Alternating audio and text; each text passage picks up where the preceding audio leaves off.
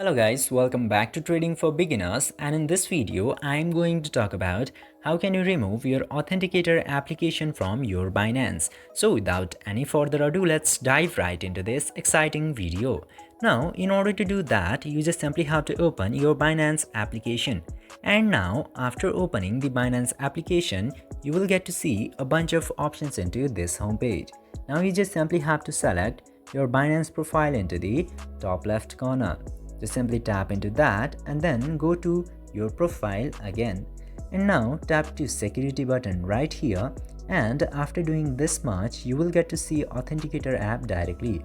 Tap to Authenticator app and you will see the Authenticator app that you have connected. Now in order to remove, simply tap to delete button here, tap there and tap to continue.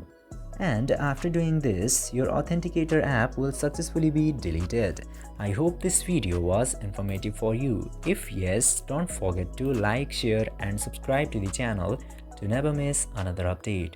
Thank you for watching the video.